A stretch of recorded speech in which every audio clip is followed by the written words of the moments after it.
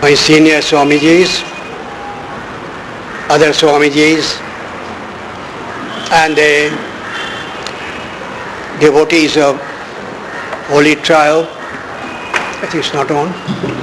No? Okay. It's a great pleasure for me that I've been given a chance to be amongst the devotees of the Holy Trial. So at the outset I must thank Swami Chinmayananda Ulsoor for giving me this chance. We were together at Delhi, as has been just now told.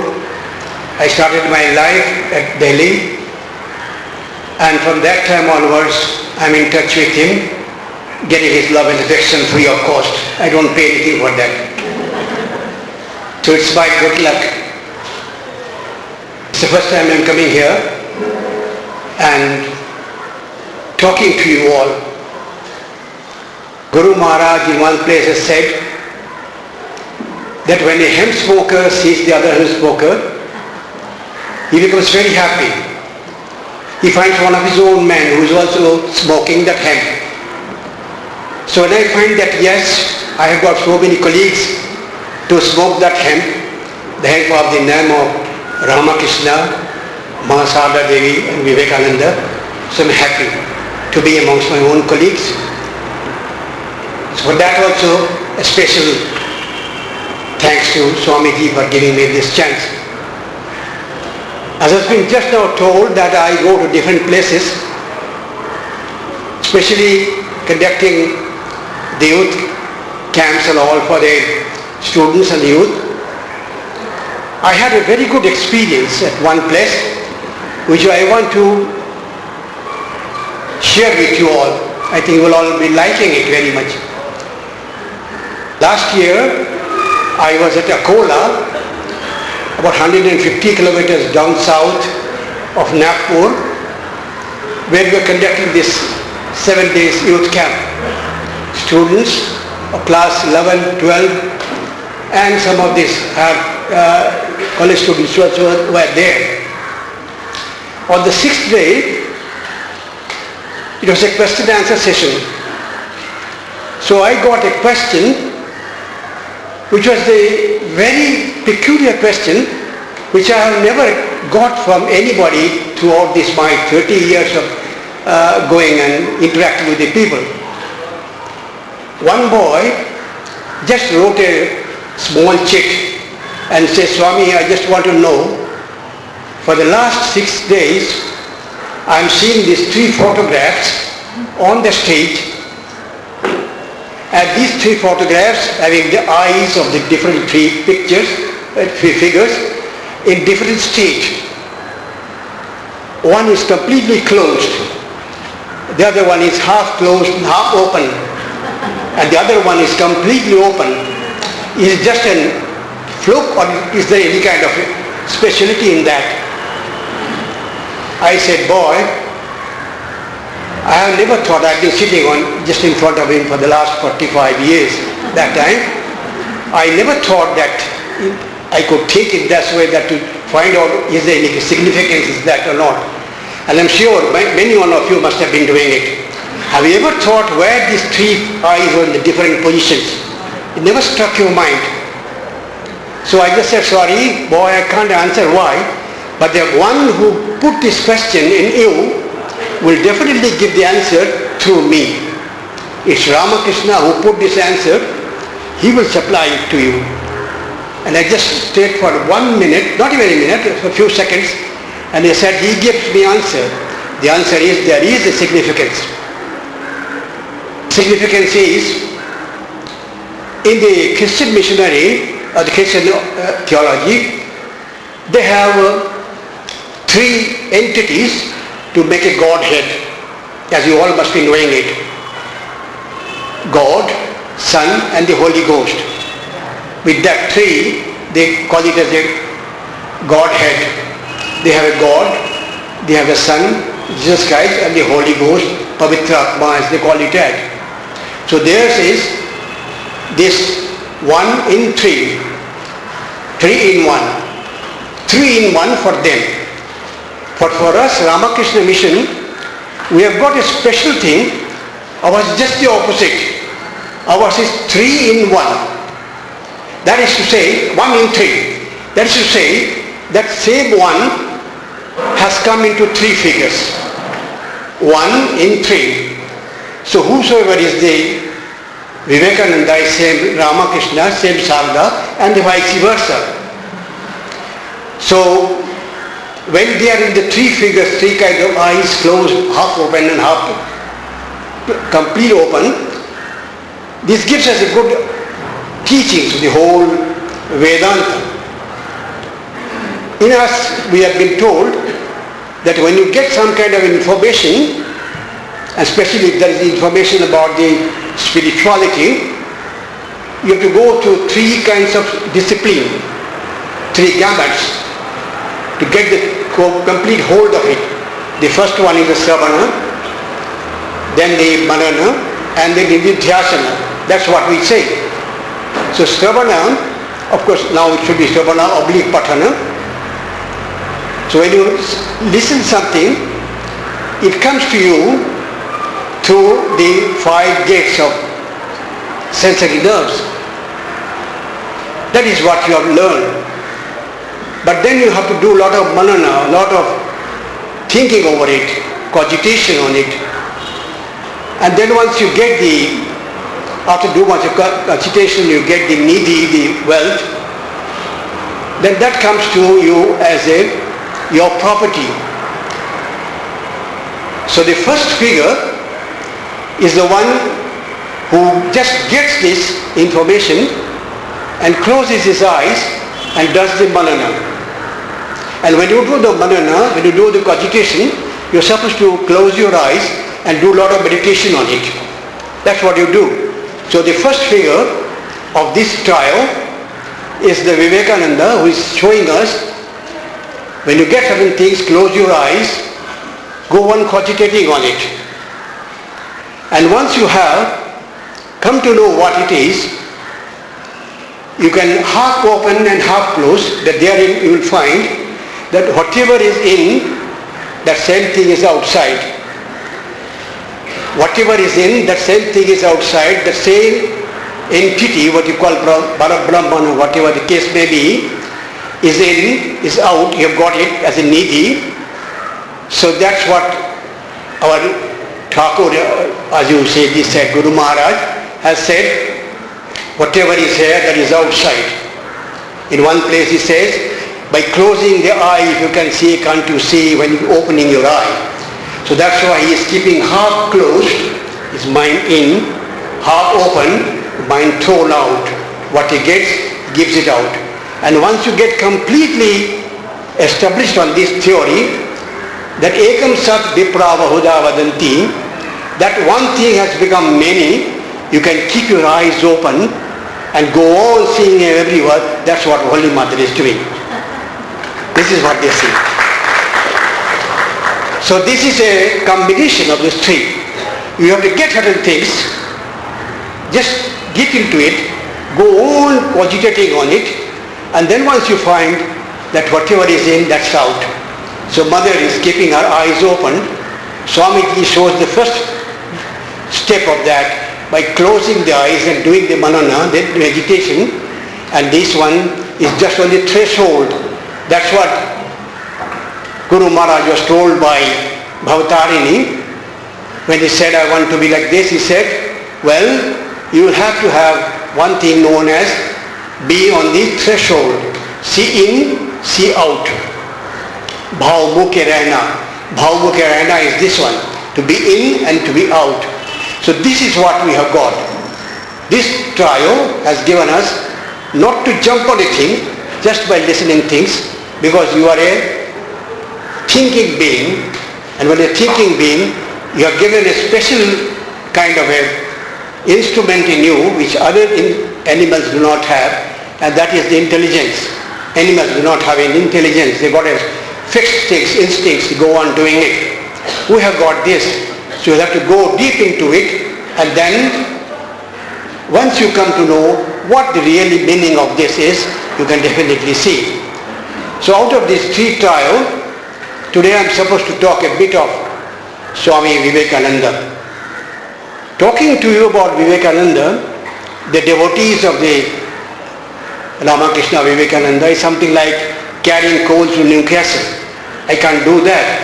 So what I can do is to share this to show that we can all the time think about that what you already know. So this is the one in gathering. We come here, we do the loud thinking, that's what I am doing now. The thing which I do always in my mind, I am doing the loud thinking so that we can share up the things.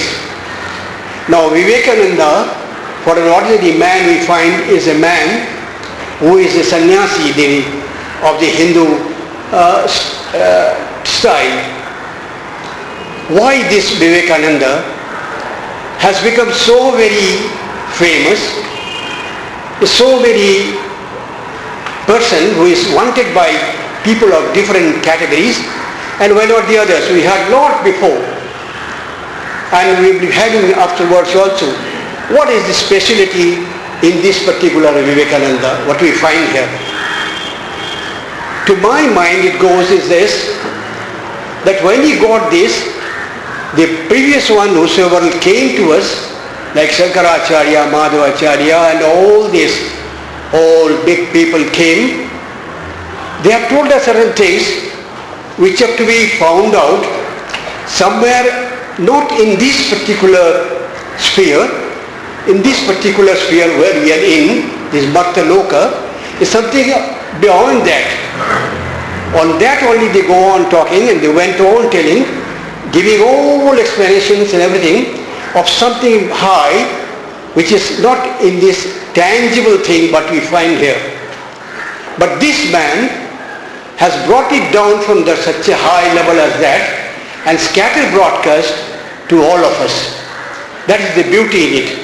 Yes, scattered broadcast, that high theory, which we call as Parabrahman or whatever the case may be, to most ordinary things, day-to-day things. Previous one was, they were trying to give us in heaven somewhere up. After doing all your good job here, you book your seat for a good heaven after you leave this body. Here is a man who comes and says, you needn't wait for such a long time as doing this. Instead of purchasing heaven somewhere up there and keeping this world as a hell, why don't you convert this particular hell into heaven? That is his beauty. He has asked all of us, not to wait till our death to go to the other sphere. Be in this sphere and make this particular hell, if you think it is hell, on such a way that this becomes a heaven. So this is the one where Vivekananda's speciality comes with the other big sannyasis. And to start with, what he said is, try to see him, whom you are seeing somewhere up there, into everything in this world, all living beings. When you see the living beings, definitely the first thing comes is, where to start with? So the English translation is there, charity begins at home. If the charity begins at home, we being in India, why don't you start doing this particular India to start with this practice of seeing him everywhere? So he is the one who first told us how to love this country. A man who first told us to love India in such a way that it will be double purpose of knowing the high entity as Parabrahman, and at the same time to see India into these all living beings, your all Indians. So the Swadesh mantra, what he has given to us, in which he says, with all the pride you say that you are an Indian. This was the first time where a patriot, a sannyasi of high stature as that, came and told us that you can even keep all your gods and goddesses blocked up somewhere else. For the last few years, you think about this country as your mother, as your goddess. And that is the one which has inspired so many people that when the country was completely under the rule of the British people, some of you, I find, were of that product who were under the British rule, as I am one of that, being a 33 model. I am a 33 model car, so I have already seen this. So in that way, 33 model car is supposed to run only once in a year as a vintage car show. But this man makes us to run every day. That's what I am doing. So I have seen some of you also are of the same age, most probably. I am now very young, 79 years young, that's what I am now. So I have seen them, how they were ruling us. So that is the time, this Vivekananda's, that kind of inspirative talk which he has given to us, has made so many people, young boys and girls, to be ready to sacrifice their life by only doing this. If you could make this motherland free. I'll give you one incident which one jailer of the Andaman jail told us when I went to one of these centers at Calcutta where they were having 3 days program. The first day was meant for Netaji Subhash Chandra Bose, the second was on Swamiji, and the third was on Arvind Ghosh, Rishi Arvind. So the first day, that jailer, who was no more jailer then, he was a retired one, he was to speak on Netaji Subhash Chandra Bose. He couldn't speak that day because there was a lot of rain on that day. They had to cancel the program. So the next day he came, and it was my turn that day was to talk about Swami Vivekananda. So these people came and told me, Swamiji, this gentleman was to talk about Netaji, and he is a jailer, couldn't speak. Now today he was supposed to speak on Swami Vivekananda. So will you allow him to speak for half an hour, another half an hour you speak? I said, fine, I don't mind doing it. I'll be happy to hear from him. So he told, Lord, the one thing what he talked about Swamiji's teaching will be conveyed to you now. He said, I was the jailer, and that time lot of young boys and girls were all supposed to be the freedom fighters, and they were all condemned to death also and sent to cellular jail. So as there were many, as you all know, cellular jail is supposed to have one in one cell, not two. That's why this is known as cellular jail. All cells were to accommodate one each. Most of them condemned to death. So there were plenty of them were there. There were 3 in one room. 3 boys, 17, 18 years old boys. They were there. So they were to be hanged in a particular day. One day earlier, they are supposed to go and find out whether the man who was to be hanged was in a sane. Everything is all right. There was nothing wrong in him. So that he could be hanged, the doctor has to give the certificate also. So the same day, the third day, the next day when the 3 were to be hanged, he said, I went along with the doctor to that particular cell along with my colleagues. And he said, so this is the cell number in which these 3 people, these boys, they are to be hanged tomorrow. He saw those 3 boys were playing cards. Only ordinary cards they were playing on the floor. He said, you must have bet something wrong. Tomorrow they are going to be hanged, and today they are playing cards. See, check up your file, there must be something wrong. He checked up the file and found the name. The number is the same number. He said, okay, let us get in. They got in. Then he said, boys, you know tomorrow you are going to be hanged? He said, yes sir, we know we are going to be hanged. Your names are such and such? 3 names were read. He said, yes sir, this is our names. Tomorrow we are going to be hanged, and today so freely, frankly you are playing with this playing card. Have you gone mad? Doctor, please check. Doctor checked them and found them to be quite sane. He said, yes sir, they are quite sane. He said, how could you get this? That tomorrow morning you are going to be hanged and today so freely you are playing this cards. He said, sir, you want to see how we got this energy? The batteries will give you that. Then they went. One of them took out, just lifted his pillow, took out a small booklet, Thoughts of Power of Swami Vivekananda. He said, this is the one. Sir, this is the one, sir, which has given us so much that we could fight for our mother country and tomorrow we'll be laughing and dancing and going to the gallows. He said, sir, is it possible? Yes, sir. Tomorrow will be no more. You take this book and please read in your time and find out what it is. And next day, when of course they were being taken, they were all standing there. The boy said, sir, don't forget to read that book. We are going. They all went telling Bande Mataram, Bande Mataram, took these clothes and put it on. And the man, after telling this, was weeping profusely. He said, I was a man who was completely loyal to the Britishers. And I used to all the time torture these boys who were coming, telling, have you gone mad that you unnecessarily sacrifice your life like that? Britishers have done so much for us, given us education, given us so many good things, and you are unnecessarily fighting with them. But these boys have changed me. I have resigned and have come. They are my gurus. That is Swami Vivekananda. A man like me, I didn't know ABC of Ramakrishna, Vivekananda or mother. I just came. I don't say when and how it happened.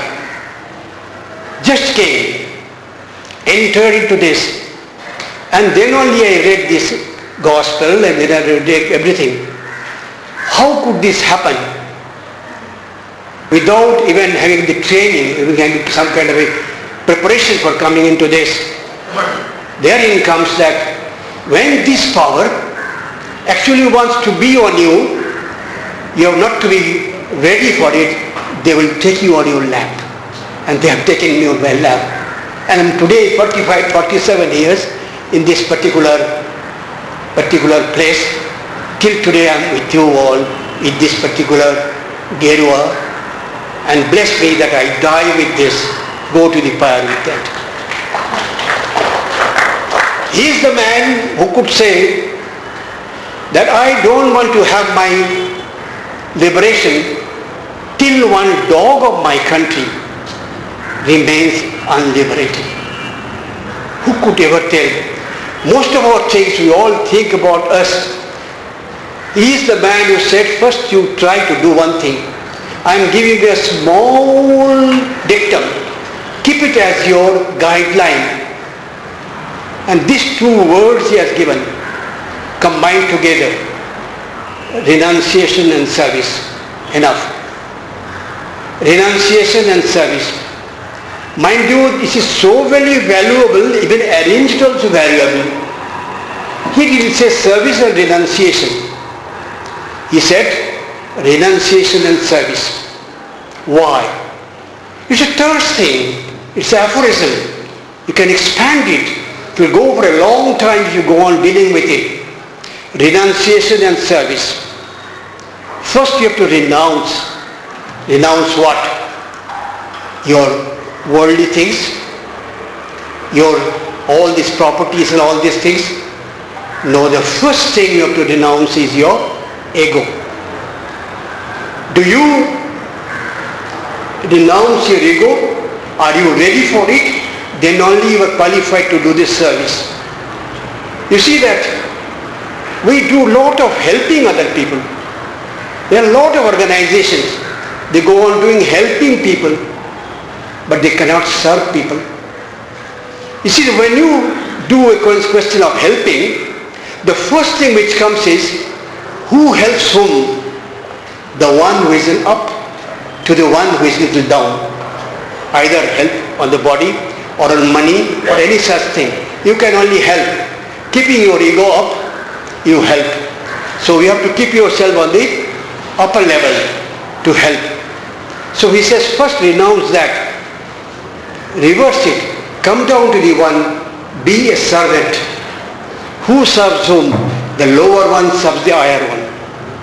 It's always a service. When you serve someone, you have to be on the lower one.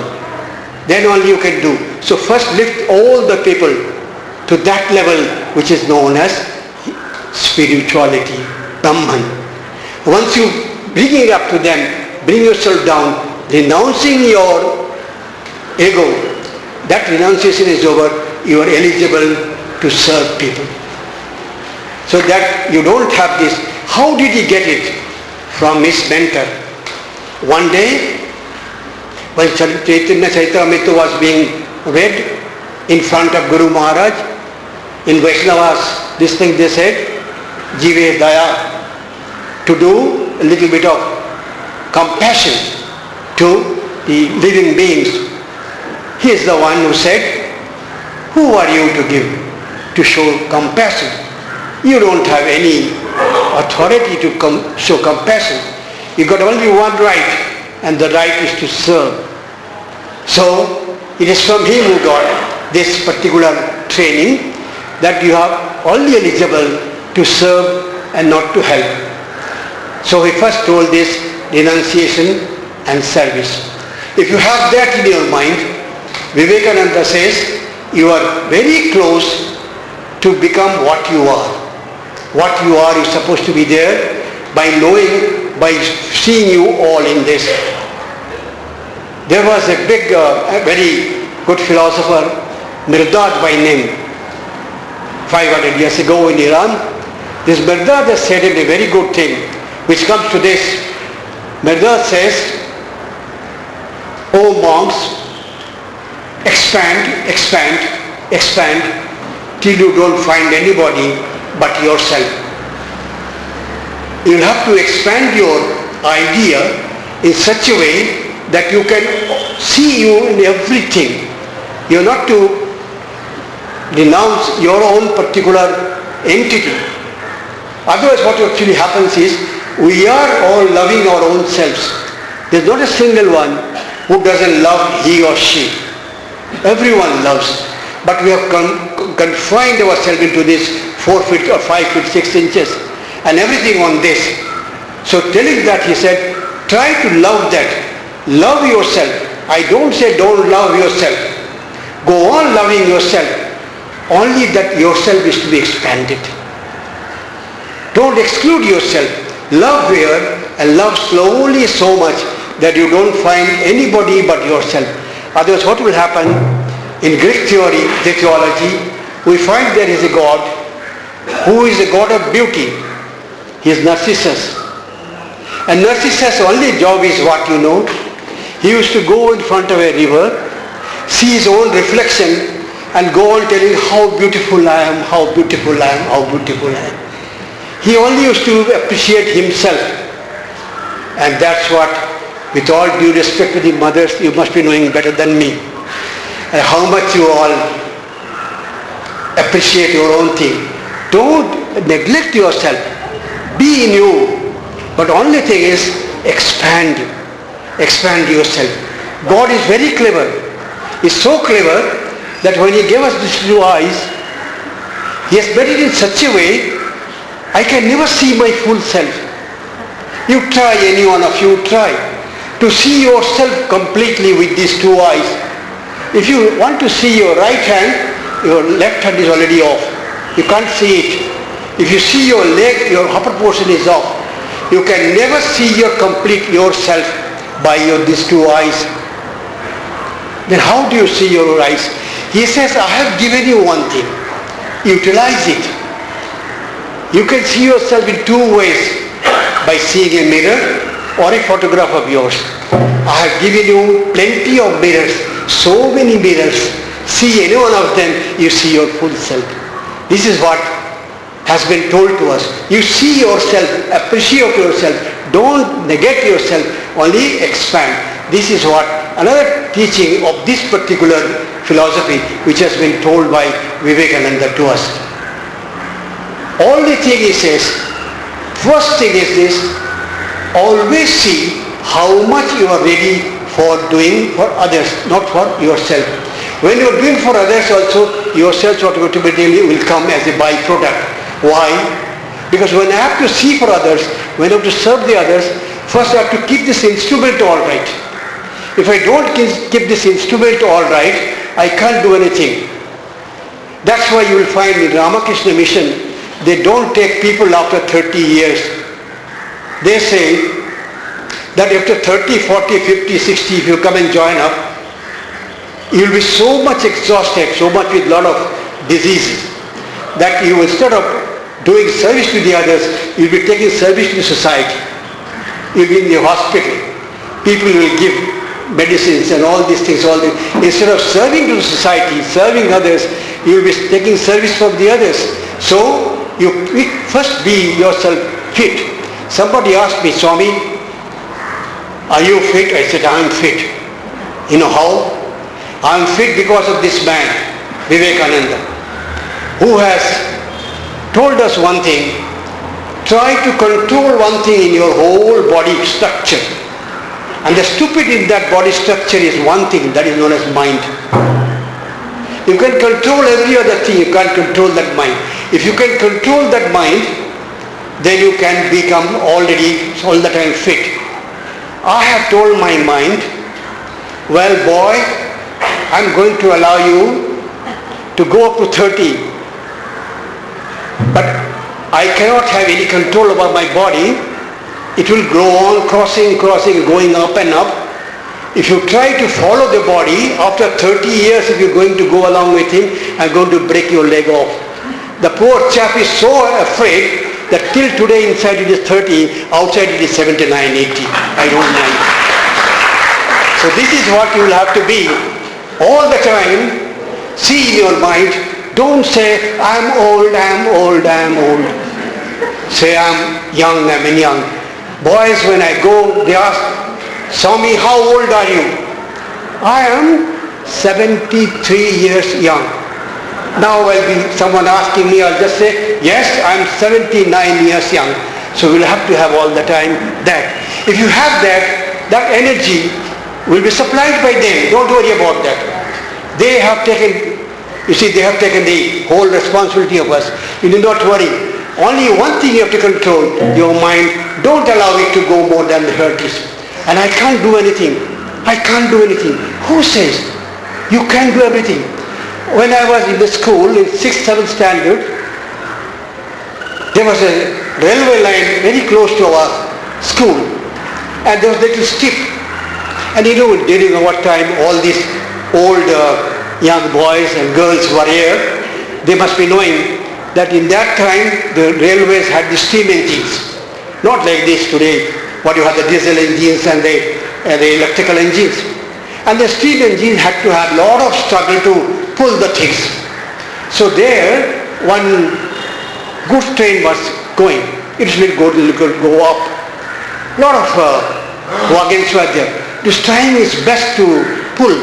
Couldn't do it. So very slowly it was gaining its momentum. Like that it was going on doing. Our teacher, this English teacher said, boys, do you know what that engine is telling? We said, no sir. You know what he says? He says, I think I can do. I think I can do. I think I can do. I think I can do. It goes on. So I learned from there, I think I can do. All of you learn, I think I can do, and you'll be running like that. The whole engine moved on. This is what we learned from them, that never allow your mind to say, I can't do. Yes, you can do. If it's a distance of 40 miles, don't say, I can't walk. Put a step forward. One step, as soon as you put one step, no more 40 miles. One step less. Put the second step, 2 less. Don't worry about that. That's what Swamiji says. Don't worry about the end. Think about the means. If you take care of the means, end will take care of itself. But most of us, we don't worry about the means. We go on thinking about the end. Why do you worry about the end? Have the goal. That's my goal. That go on saying this. And when go and see this, one thing you have to have, that is what he said, that you will have to all the time accept that this life is not a straight line. It's like a music.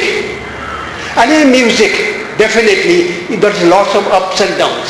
There's sa to ni, sa, re, ga, ma, pa, dha, ni.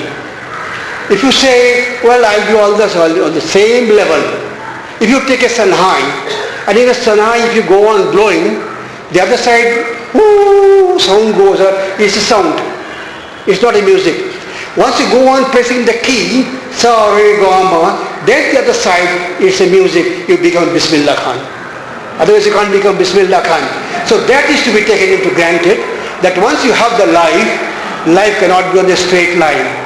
Even in the music, I mean, if I cross the time, because in my car, I can start the engine all right, but I don't have a brake. So I have to put the brake. So you have to put the brake on me. It's 5 minutes more, so I have to put the brake, somebody has to do it. That's the only bad thing in this vintage car, no brake. So what he said is this, once you have that, once you know that there are lots of ups and downs, that especially I'm talking to my young brothers and sisters, when they go on failing some of these schools, examinations and all these things, they go on thinking I am completely undone. Why?